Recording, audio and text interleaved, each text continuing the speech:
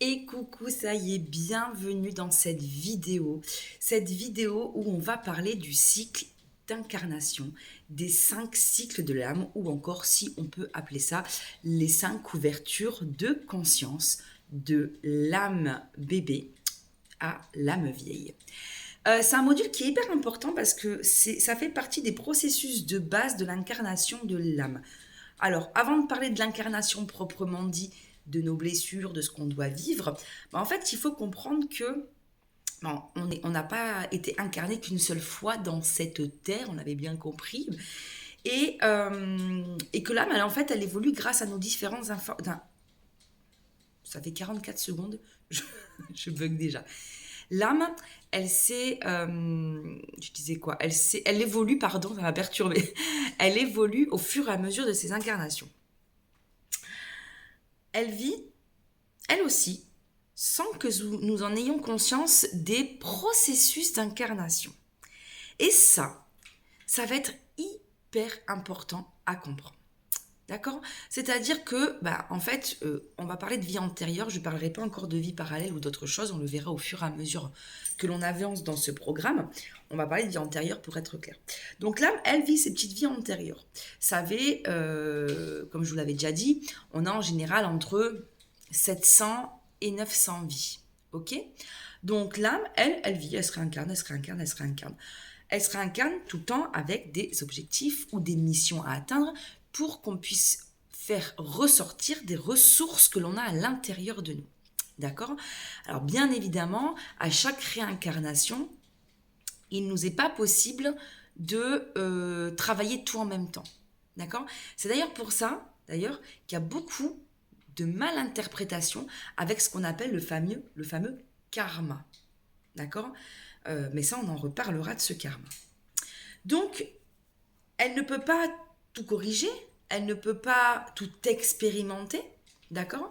Puisque dans le processus d'incarnation, l'âme, ça je vous réexpliquerai aussi dans le prochain module, soit elle expérimente, soit elle est dans un nettoyage karmique. Ok. Et ça représente exactement l'équilibre de l'âme. Le côté ombre, le côté lumière, le côté yin, le côté yang, le côté homme, le côté femme, le plus, le moins. La lune, le soleil, on peut continuer comme ça, représente les deux polarités. Donc l'âme, en fait, et ça va être important parce que je trouve que le sujet est intéressant parce qu'en fait, ça va vous permettre peut-être d'avoir un autre focus sur votre vie et d'avoir surtout un autre focus sur la vie des gens qui peuvent vous entourer. Ok. Aujourd'hui, vous allez le voir, on va détailler, je vais détailler, je vais sortir mes notes parce que j'ai quand même beaucoup de choses à vous dire. Je vais détailler au fur et à mesure les cinq paliers de cycle de l'âme, d'accord. Mais aujourd'hui, ce qu'il est important à comprendre, ça va être une notion très très bien pour votre évolution, c'est que tout ce que vous vivez aujourd'hui, vous l'avez déjà vécu avant. C'est ce qui s'appelle une mission. D'accord. Tout ce que vous vivez aujourd'hui, vous l'avez déjà fait à quelqu'un avant. C'est ce qui s'appelle donc un nettoyage karmique. D'accord. Ça peut être lourd à porter, puisque quand on a vécu certaines choses de dramatiques dans sa vie, des violences, des viols, de l'inceste, de la violence physique, de la violence verbale, de la manipulation. Alors ça, on reparlera aussi des gens. Les gens au niveau de l'âme et de la manipulation, des pervers narcissiques plutôt, ou tout ce qui est enfant cristaux, tout ça. J'en reparlerai dans un prochain module. Ok. Mais ce qu'il faut se dire qu'en fait, c'est qu'aujourd'hui, ce que vous vivez, c'est simplement ce que vous avez vécu ou ce que vous subissez. Mais, donc c'est déjà pas sympa des fois à entendre, surtout quand on a vécu un viol, on n'a vraiment pas envie de se dire que de l'autre côté, on l'a fait aussi. C'est horrible. Mais de partir dans cet état d'esprit-là, parce que c'est vrai, ça va vraiment vous permettre aussi de vous dire, de vous servir de cette douleur que vous allez pouvoir ressentir et finalement d'aller dans ce processus de pardon. C'est un processus de pardon, ça on le verra dans le deuxième mois. Tout ce processus de pardon, tous ces auto-soins, ça sera dans le deuxième mois. Mais c'est quelque chose qui est primordial pour que vous puissiez ascensionner. D'accord? Donc il y a déjà comprendre les choses et ensuite on passe au pardon. On conscientise et on pardonne. Ok? Il faut se dire que l'âme, quand elle s'incarne, elle aussi donc passe par des cycles. Il y a 5 cycles. Il y a le cycle bébé, la jeune âme, l'âme adulte, l'âme mature et la vieille âme.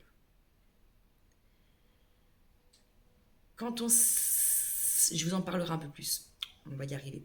Quand on s'incarne, l'âme, en fait, elle ne... Alors, on ne peut pas dire elle expérimente, elle ne décide pas d'aller vivre certaines choses. Et vous allez voir dans le processus de l'âme comment ça se passe. D'accord? Donc aujourd'hui, il se peut que vous soyez en face de vous, face à des personnes qui... que vous supportez pas parce que ils sont pas dans l'éveil spirituel, parce que ils sont pas comme ci, ou parce qu'ils sont pas comme ça, ou parce qu'ils sont imbus de leur personne, ou parce qu'ils ne pensent qu'au fric, et parce qu'ils sont dans un ego surdimensionné et ils ne sont pas aujourd'hui capables de s'éveiller. Mais en fait, c'est exactement ça. Ils ne sont pas capables aujourd'hui de s'éveiller. Et c'est pas leur faute en fait au final. C'est ça en fait sur quoi il va falloir que vous réfléchissiez et que vous arriviez à travailler. Si la personne en face vous fait du mal, c'est qu'il y a forcément un effet miroir. D'accord? Ça veut dire que dans le triangle de Karpman, le fameux triangle de Karpman, tu as été victime dans cette vie par exemple, mais tu as été sauveur et tu as été également bourreau. D'accord? Donc ça veut dire que lorsqu'il y a quelque chose qui est en réaction, plutôt que d'aller en vouloir à la personne, mais vous avez le droit d'être en colère parce que, attention, nos idées, notre ego, nos pensées sont là pour nous montrer où on en est et qui nous sommes. Donc il faut leur dire merci. On a le droit d'être en colère contre quelqu'un et de dire « Ah putain, tu me fais chier, gros con, quoi ». Clairement, d'accord? Donc on va laisser passer d'abord ces émotions. On va pas être de suite dans une certaine sagesse, non, puisque l'émotion est importante. On va pas les cristalliser tout ça. Mais c'est-à-dire qu'on va peut-être, quand c'est un petit peu passé, avoir cette notion, cette ouverture d'esprit d'aller comprendre le pourquoi du comment. Donc déjà de vous dire que vous, si vous le vivez là, c'est que vous l'avez fait, et en plus de ça, que vous l'avez subi. Vous partez tout le temps des deux principes. Et vous êtes au milieu, et vous l'avez fait, et vous l'avez subi. Point barre. D'accord? Comme ça, vous allez pouvoir vous servir votre souffrance et se dire « Oh mon Dieu, mais qu'est-ce que j'ai fait moi aussi ?» Si je l'ai subi, c'est que, qu'est-ce que j'ai fait? Voilà. Et ça va vous aider. Quand vous avez des gens en face, à part l'effet miroir, ça va être intéressant en fait de comprendre ce cycle de l'âme parce que vous allez pouvoir vous dire, bon écoute, là je supporte pas cette personne, il m'a mis en colère, il m'a mis en réaction, vous l'insultez, vous voulez plus le voir, vous voulez plus lui parler. Mais quand vous comprenez que tout ne dépend pas de vous, que tout ne dépend pas de nous, et je passe sur le transgénérationnel, tout ça, on y reviendra aussi plus tard. Quand vous voyez que tout ça, en fait, ça ne vous appartient pas, je vous garantis que déjà, vous êtes dans cette notion d'ascension, vous êtes dans cette notion de compréhension et vous êtes dans cette notion de guérison et de pardon.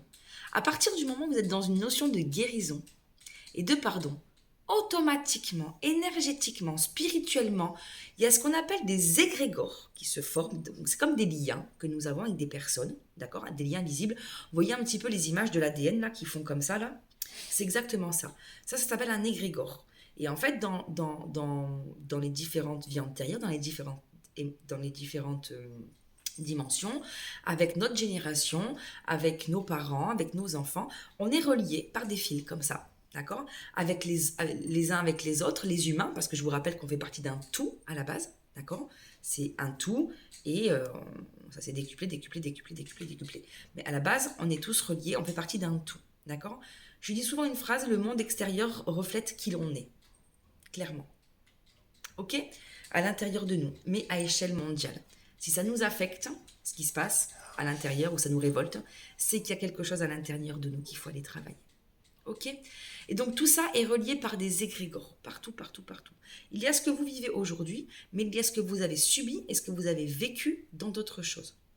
Mais votre âme, quand elle est née, elle est venue pour apprendre en tout premier lieu. D'accord? Elle est née bébé, votre âme, si on peut imaginer ça comme ça. Donc selon tes cycles d'incarnation, selon là où tu te trouves, en plus de tous les égrégores qu'on a, ben, ça ne va pas aider ton âme à s'ouvrir. Et plus tu vas aller comprendre tout ça, plus tu avances, plus ton âme grandit et peut passer un cap. Et plus ton âme grandit et peut passer un cap. Vous allez voir combien de temps on reste dans chaque cycle, à peu près, avant de passer à un autre cycle. D'accord? Jusqu'à arriver à la vieille âme. Et cette vieille âme, ensuite, à la fin, ben, soit tu as le pouvoir de devenir un guide, ou soit ben, tu as aussi le pouvoir de revenir sur Terre et de venir aussi en tant que guide. D'accord? Parce qu'il y en a beaucoup de guides sur Terre aujourd'hui. Et plus tu vas aller partir dans cette compréhension-là, dans cette philosophie, dans cette philosophie de vie ici, dans ce système de guérison, plus tu vas aller dans ce système de pardon. Après, bien évidemment, qu'il va falloir aller conscientiser tout ça. Mais si déjà là, à l'heure actuelle, tu arrives à avoir ce système de pensée, à chaque fois qu'il t'arrive quelque chose, avec ce protocole de pardon que tu verras dans les futurs mois, tu verras que tu vas éplucher toi tout seul un petit peu ton fameux oignon. Et quand tu épluches ton oignon, tu soignes et tu guéris des blessures.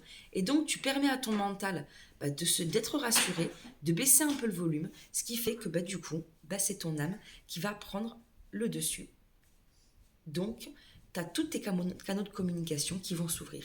Et plus tu vas travailler dans ce sens, plus tu vas avoir tes canaux de communication qui vont s'ouvrir, plus tu vas avoir, du coup, tu vas pouvoir écouter ton intuition, et puis tu vas pouvoir avoir aussi ton troisième œil qui s'ouvre, ton chakra ascension et ton chakra étoile.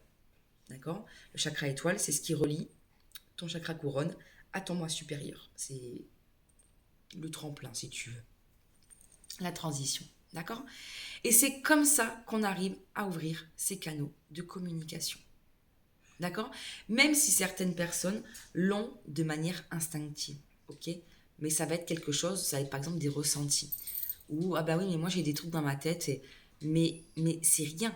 C'est rien comparé à votre pleine puissance. C'est rien comparé à ce que vous êtes capable de faire. On est capable de beaucoup de choses. Et vous, ça, vous ne le savez pas encore. Et dans les 3 mois, vous allez voir l'évolution que vous allez avoir parce que vous allez prendre certains automatismes. Mais déjà, avant de prendre les automatismes, il faut comprendre tout ça. C'est très très important. Vous ne pouvez pas avoir vos canaux de communication qui s'ouvrent si déjà vous n'avez pas une compréhension de l'incarnation, du processus de l'âme de base. C'est pas possible. D'accord? Ou en tout cas, ça va limiter fortement vos capacités. Ok? Ça, c'est hyper important. Donc, ce que je dis souvent, c'est que quand l'âme, on s'incarne, en fait, la relation, c'est qu'elle nous a dotés des 5 sens. L'ouïe, le goût, l'odorat, la vue. Ces 5 sens représentent... le toucher, pardon. Ces 5 sens représentent les canaux de communication. C'est pas étonnant. Le 6e sens, ce qu'on appelle le 6e sens, c'est la porte d'entrée des canaux de communication. D'accord? C'est la porte d'entrée de votre âme. Le 6e sens, c'est tout ça. Le 5e sens, ce qu'on appelle aussi dans le 5e sens, par exemple dans le 5e élément, c'est l'éther. L'éther, c'est quoi? C'est relié au 5e sens, c'est relié au 5e élément. Donc en fait, ce qu'il faut aussi comprendre, c'est que tous les éléments, c'est pour ça que je travaille tout le temps avec des bougies, des encens. Parce que tous nos sens sont reliés aux 4 éléments. Et le 5e élément, c'est nous, c'est l'éther. Voilà. Ça, c'est une notion qui est très, très importante aussi à comprendre. Je vous en avais déjà parlé en live, mais c'est une notion qui est très, très importante à comprendre. Donc, l'importance de se relier aux éléments de la nature, puisque les éléments de la nature, on nous a dotés de 5 sens. dont le cinquième, voilà, et les 4 éléments, dont le cinquième, l'éther. Ok? Donc, du coup, ça, c'est important aussi que vous compreniez ça pour faire cette reliance en vous. Ça n'avait rien à voir avec le sujet, mais là, je regardais mes bougies derrière. Et du coup, pour le coup, ça m'a un petit peu percuté. Enfin, ceci dit, c'est en même temps ce qu'on me donne. Donc, l'âme, elle est immatérielle, elle est intemporelle et elle est éternelle. Donc, nous, notre véhicule physique, c'est notre corps. L'âme, il n'y a pas de bon ou mauvais choix. Elle expérimente. Voilà, point barre. Elle expérimente des trucs, elle sait pas, elle vit, hop, elle sait pas si c'est bien, si c'est pas bien, elle expérimente, elle sait pas si c'est si c'est bon ou pas. Ce qui va jouer après, c'est tes mémoires et ton mental et ton inconscient qui va se cristalliser dans tes mémoires cellulaires, qui va se cristalliser dans ton âme, ses peurs, ses doutes, d'accord? Et qui va ensuite se transmettre d'incarnation en incarnation. Ok? Donc, au niveau des évolutions de l'âme, il y en a 5. Comme je vous ai dit, il y a les âmes primaires. L'âme adulte, je regarde en même temps ce que j'ai écrit. L'âme enfant, pardon. L'âme adulte, l'âme élevée et l'âme, la vieille âme. Il n'y a pas une catégorie d'âme qui est meilleure que d'autres. L'âme, elle a besoin d'expérimenter tout ça. Elle a besoin de vivre tout ça pour que nous puissions à la fin atteindre une ouverture de conscience. On ne peut pas passer d'un âme bébé à une âme vieille. Nous n'aurions pas compris tout ce que nous aurions à comprendre. Ok? Du coup, vous allez lire sur le PDF que je vous ai mis. Vraiment, je vous ai tout fait un laïus sur les 5 cycles de l'âme. Et vous allez lire tout ça. Et vous allez vraiment pouvoir comprendre. Je pense que ça va vous faire des déclics vis-à-vis de certaines situations que vous avez vécues, ou même vis-à-vis de vous, ou vis-à-vis de certaines personnes, surtout que vous avez pu avoir en face de vous. Ça va vous faire des déclics. Et ça va vous permettre de vous dire, bon, l'autre il est comme ça, bon, pauvre garçon ou pauvre fille, hein, ça à la rigueur, on a le droit de se le dire, hein, parce que moi je me le dis, oh, putain, pauvre garçon. Et c'est pas gagné, il n'en est pas encore là. Bon, je m'en éloigne et c'est comme ça. Mais je rentre pas dans une colère. Si je rentre dans une colère, c'est qu'il y a des choses à travailler, c'est que ça me met en réaction. D'accord? L'idée, quand vous voulez identifier l'âge de votre âme, le mieux, c'est de le faire dans la deuxième partie de notre vie, de notre vie actuelle. Parce que tout ce que l'on fait dans notre jeunesse, on n'a pas encore conscience des expériences que l'on a vécues. Notre jeunesse, notre petite enfance jusqu'à l'adolescence, c'est vraiment notre âme pure et dure. C'est dans notre deuxième partie de notre vie que là, on se rend compte des galères, des épreuves, des machins, des ci, des là, que là, on peut se rendre compte dans la manière dont on va réagir, la manière dont on a grandi. C'est là où on va se rendre compte comment elle est, en fait, comment est notre âme. Ok? C'est hyper important parce que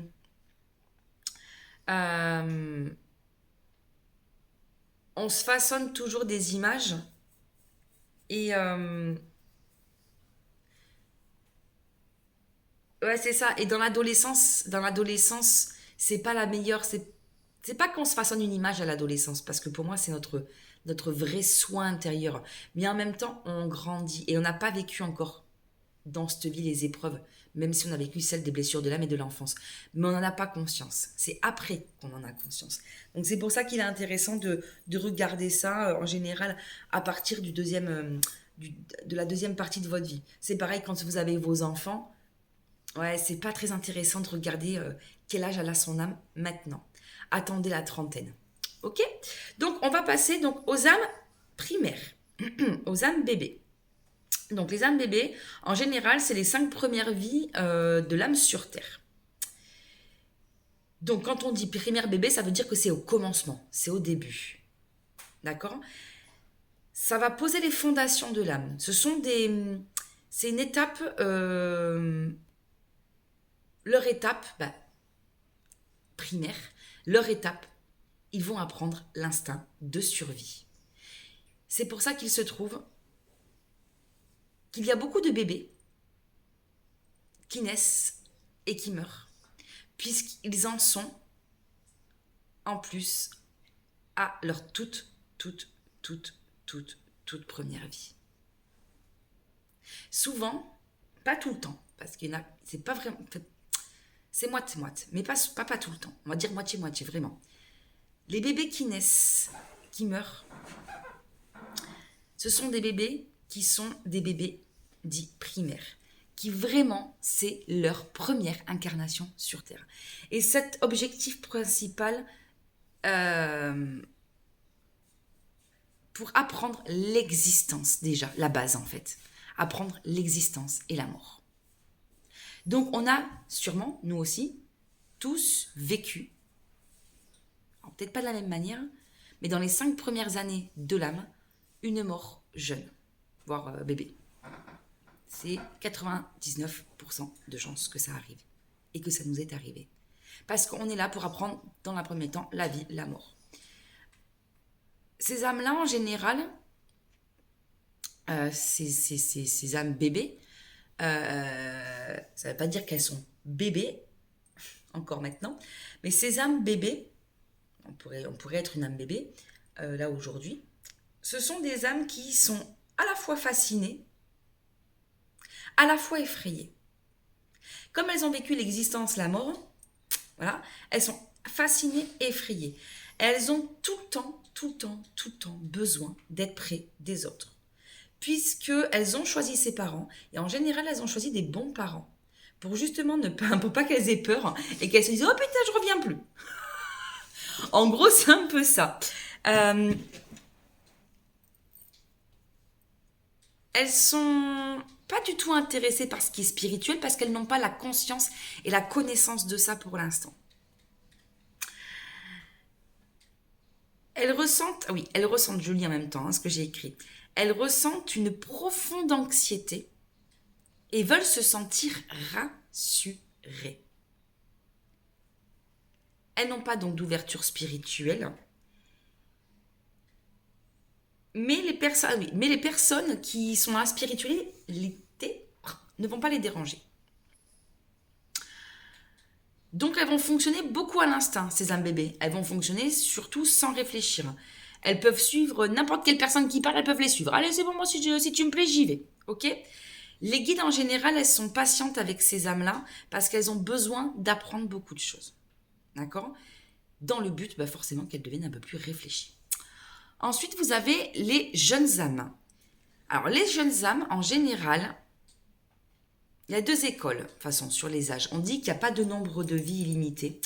Moi, je considère qu'à peu près, il y a des cycles entre 15 et 25 ans de vie. Enfin, de nouvelles vies. Nouvelle fois. 25 nouvelles vies, plutôt. Ça fait un peu bizarre de dire 25 ans de vie. 25 nouvelles vies. Donc, si on peut dire 25 ans chez eux, je ne sais pas. Vous savez que le temps, c'est pas forcément pareil. Donc, les jeunes âmes, ou ce qu'on appelle les âmes enfants, elles, du coup, donc, elles sont généralement pas autonomes. Elles attendent que les autres fassent beaucoup pour elles. Elles vont tout faire pour ne pas avoir travaillé. Mais ça, j'en connais. Ce sont des personnes qui ne vont pas arriver financièrement et ils vont demander de l'aide constamment. Elles se positionnent toujours en victime. Ok ? Ce n'est pas un mal si vous vous reconnaissez dans ça. Ça va vous permettre de vous comprendre. D'accord ? On est tous passés par là et c'est ok. D'accord ? Elles reprochent souvent à l'autre ce qui leur arrive. Elles ne sont pas capables de mener des projets de façon indépendante. Elles vont tirer leurs propres conclusions avec les informations recueillies, mais elles ne vont pas avoir ce discernement, ce focus. Elles ne veulent pas s'assumer et devenir autonomes, parce que ce qui va ça va les rendre dépendantes des autres. Elles ont choisi leurs parents par rapport à ce qu'elles ont été en tant qu'âmes primaires et ce qu'elles souhaitent du coup venir corriger. D'accord ? Donc par rapport à leur âme primaire, à ce qu'elles ont vécu, elles vont venir corriger ça par rapport à leurs parents. Vous voyez que le transgénérationnel et les vies antérieures, voilà. Et dans le transgénérationnel, on retrouve forcément des gens de nos vies antérieures, ce qui est logique. Ok ? Tant que ces âmes resteront dans la dépendance et ne voudront pas devenir autonomes, elles resteront des jeunes âmes. Donc vous vous rendez bien compte que vous pouvez aujourd'hui être vous dans cette situation-là, ou avoir quelqu'un en face de vous qui est dans d'extrêmes dépendances pour tout. Ça peut être d'ailleurs vos enfants qui sont d'ailleurs en adolescence, ce qui ne serait pas étonnant parce que ce serait la jeune âme qui se replierait là, mais l'adolescence, à 80 ans ou à 70 ans, vous pouvez très bien vous retrouver avec des gens qui sont tout le temps en dépendance. Tout le temps. Et qui vont passer 25 fois l'incarnation sur Terre avant de comprendre et de sortir de la dépendance. Ok. Ces âmes-là, en général, elles sont pas du tout ouvertes au niveau spirituel. Non, forcément, sinon ça ferait longtemps qu'elles seraient sorties de là. D'accord. Donc, elles vont pas s'ouvrir. Au bout d'un moment, elles vont bien finir par arriver à s'ouvrir parce que si elles veulent passer d'un cap, elles passent d'un cap. Mais il se peut qu'elles restent plus de 25 ans. Il se peut que là, il n'y a pas de nombre illimité. Il se peut que toutes ces réincarnations, elles soient dans une jeune âme. Hein. D'accord. Et comme je dis, elles ne sont pas ouvertes au spirituel parce que de toute façon, si elles l'étaient, elles s'assumeraient. Clairement. D'accord. Et là, ça doit vous parler. Après, les personnes spirituelles ne vont pas les déranger non plus.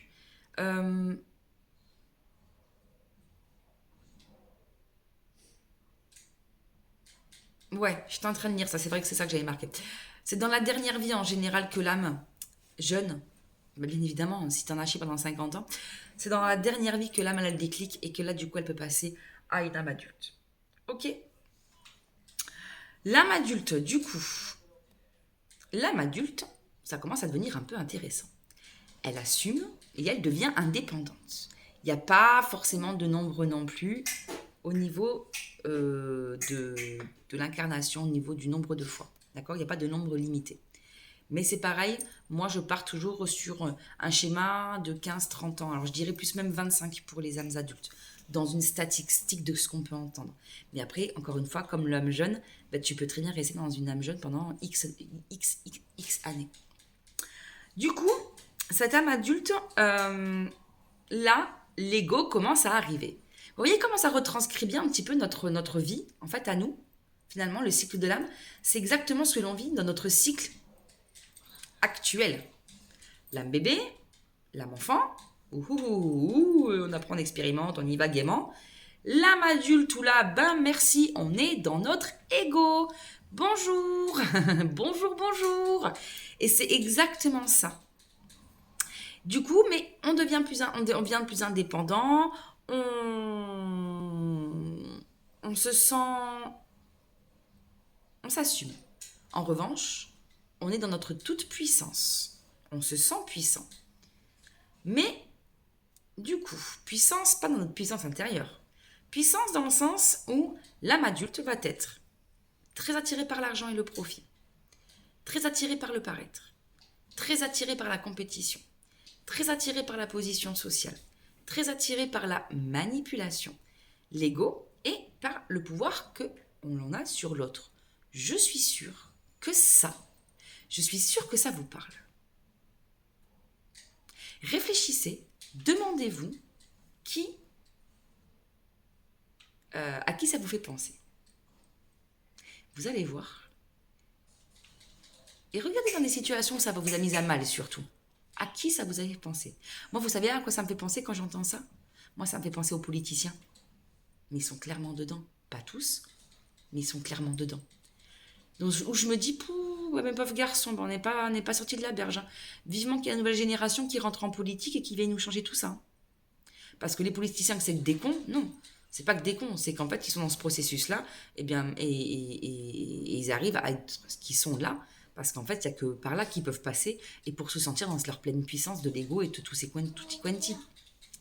Mais il y aurait demain quelqu'un qui soit dans un éveil spirituel qui rentrerait en politique, ça changerait toute la donne. Donc c'est pas tant le métier en fait, c'est l'homme. Vous voyez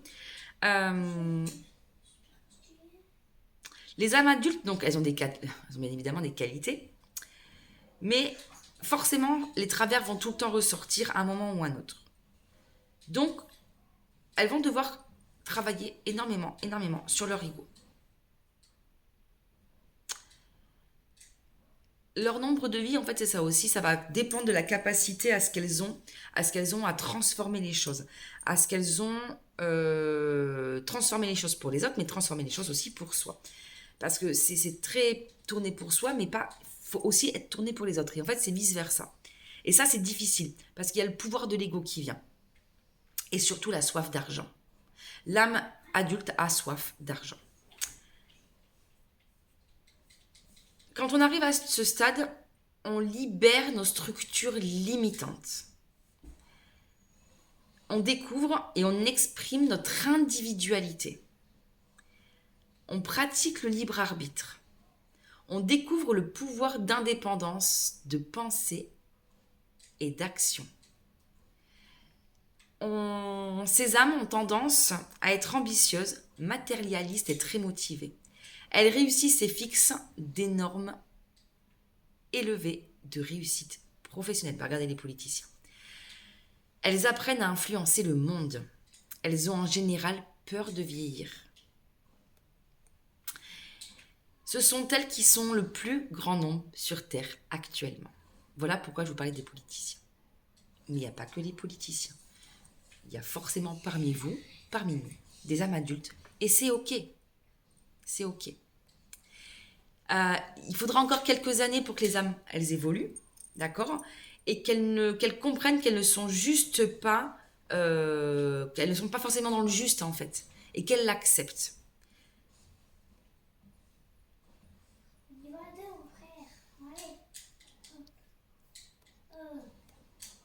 Excusez-moi, hop, j'avais tout bugué d'un coup, là.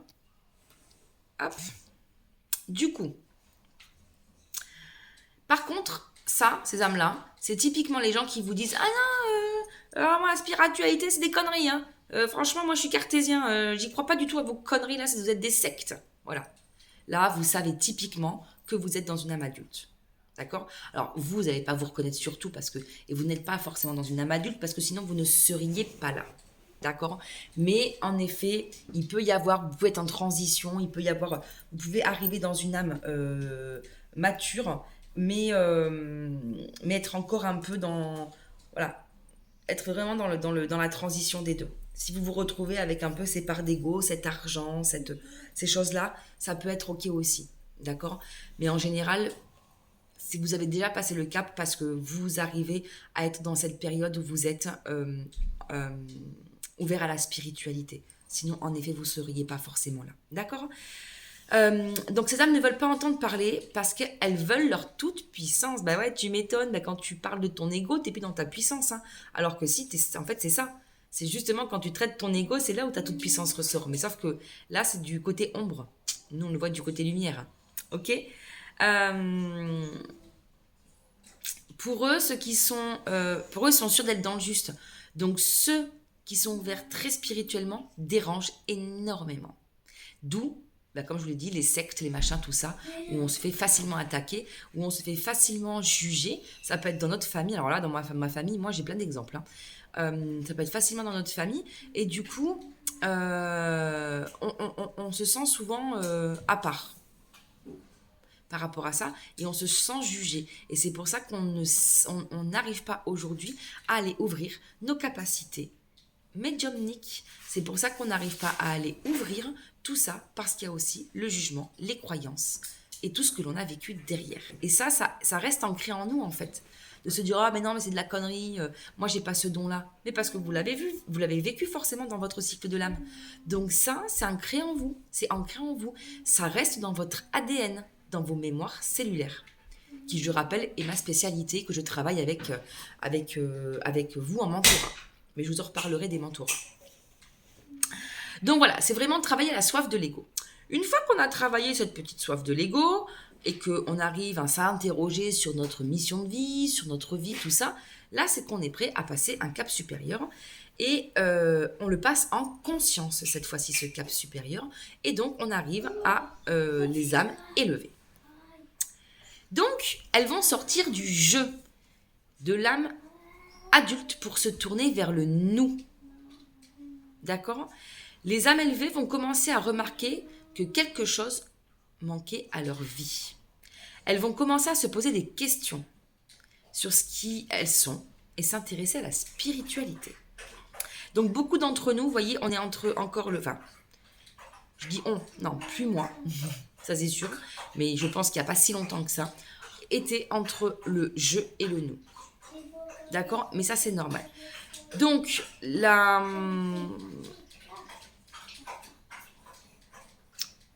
ouais, donc, elles vont choisir leurs parents, elles, mais pour vraiment y ajouter une autre ouverture spirituelle. Ok? Parce que son objectif, elle, c'est de se perfectionner en tant qu'âme. C'est plus d'apprendre, c'est de perfectionner. Et c'est là qu'on arrive beaucoup à des petits nettoyages karmiques ou des petites choses comme ça. Donc c'est forcément pas la toute première vie qu'elle vit. Et elles sont là pour vraiment retrouver leur importance d'âme sur Terre. Et c'est souvent quand on est là en quête de mission de vie. Pourquoi je suis faite? D'accord? Elles prendront le temps nécessaire pour le faire. On s'en fout. Et ça peut être 5 vies, 10 vies, 15 vies, 20, 30, 40, 50, je ne sais pas combien, 100 s'il faut. Elles prendront le temps nécessaire pour trouver leur quête, pour faire sortir leurs ressources. Et elles vont être ouvertes très, très, très, très spirituellement. Et elles vont rechercher aussi des personnes qui sont ouvertes spirituellement. Les âmes adultes, l'ego, les gens qui sont dans l'ego, ne vont pas déranger. Mais ça va être l'inverse. Ça va être la vieille âme qui va déranger d'ailleurs l'âme adulte. Mais quand même, on va arriver, alors je dis on parce que moi je suis une âme mature, mais on va arriver à mettre en conscience, et moi je dis souvent, je suis là pour guérir les hommes. Mais je sais pourquoi en fait. Et souvent des gens qui ne sont pas du tout vers la spiritualité. Parce qu'en fait, c'est mon travailleur. Je suis là, je suis une éveilleuse d'âme, je suis une guérisseuse. Pour justement aider ces personnes à passer le palier. Mais les personnes comme moi dérangent beaucoup de gens. Vous voyez? Mais c'est comme ça, c'est ok. Mais nous aussi, on va devoir s'élever pour justement passer au prochain niveau. Donc les âmes élevées en général, elles définissent de nouvelles priorités et de nouvelles valeurs. Elles perçoivent de leurs sentiments et leurs sensibilités. Elles aspirent à la vérité, à la coopération et à l'authenticité. Elles accordent une grande, grande importance à la justice. N'en parlez pas. Elles laissent tomber leurs masques et leurs apparences extérieures. Elles commencent à se concentrer sur leur monde intérieur. Et parfois, elles ont encore peur de ne pas être acceptées par les autres telles qu'elles sont. Très intéressant. Elles explorent la vraie nature du soi. Elles développent l'empathie, l'appréciation des autres et elles développent aussi d'autres perspectives. Elles ont vraiment une soif, l'âme mature, elle a vraiment une soif d'apprendre. Hein. Ok? Et ensuite, vous avez les vieilles âmes. Et les vieilles âmes, donc les vieilles âmes, dans à peu près 10 ans, elles seront prioritaires pour la réincarnation sur Terre. Il y en a besoin. C'est pour ça qu'on dit qu'on change de monde, qu'on passe à un nouveau monde. C'est pas pour ça qu'on dit tout rien, tout ça, tout rien. Du coup, les vieilles âmes. Les vieilles âmes, c'est souvent quand vous avez l'impression... Alors, il faut faire attention à l'ego là aussi. Hein. Parce que vous allez me dire, ah ouais, moi je suis comme ça. Attention, ça représente que 1% de la population. D'accord? Parce que les vieilles âmes, elles ont vraiment la sensation d'être différentes de tout le monde. Mais moi aussi, j'ai la sensation d'être différente de tout le monde, forcément. Je suis entourée que d'âmes adultes. Donc, logique. D'accord? Donc, les vieilles âmes, elles ont vraiment cette sensation. C'est parce que c'est la dernière étape de la réincarnation. C'est pas la dernière vie, hein, c'est la dernière étape de la réincarnation. Ok? C'est pas parce qu'on est vieille âme qu'on ne s'incarne plus sur Terre. Et c'est pas parce qu'on dit vieille âme que c'est forcément lié à des personnes âgées non plus. Ok? Mais elle a vécu beaucoup de choses, elle a vécu beaucoup d'expériences durant leur vie. Et elles ont envie de suivre leur chemin.